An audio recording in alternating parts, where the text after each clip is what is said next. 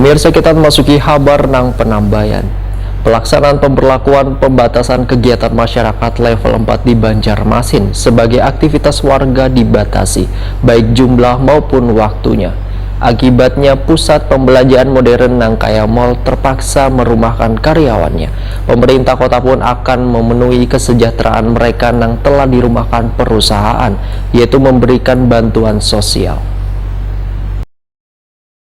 Pada pelaksanaan pemberlakuan pembatasan kegiatan masyarakat atau PPKM level 4 di Banjarmasin, sebagian aktivitas warga dibatasi baik jumlah maupun waktunya. Akibatnya pusat perbelanjaan modern Nangkaya Mall terpaksa merumahkan sebagian karyawannya, sedangkan perbelanjaan tradisional diberlakukan hanya 50% bagi pengunjung dan penjualnya. Begitu pula penjual makanan hanya diperbolehkan membawa pulang. Wali Kota Banjarmasin Ibnu Sina Wahitakuni Prima TV tengah hari Selasa 3 Agustus 2021 mendakkan bila pemerintah kota akan memenuhi kesejahteraan mereka yang telah dirumahkan perusahaan, yaitu memberikan bantuan sosial. Menurut Ibnu Sina, wacananya pemberian bantuan untuk warga yang dirumahkan perusahaan akibat terdampak PPKM level 4 ini masih dikoordinasikan dengan berbagai stakeholder lainnya.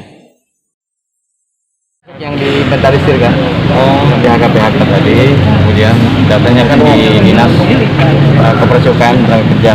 Jadi kita coba inventarisir, nah mereka ini harus dapat perintah untuk bantuan sosial. Ada bantuan sosial yang kita siapkan, yang biasa. Sementara itu pemerintah kota juga memberikan bantuan pada warga Banjarmasin yang isoman atau isolasi mandiri. Pembagian sembako secara simbolis akan dilakukan di 5 kecamatan di Banjarmasin besokan Senin 9 Agustus 2021.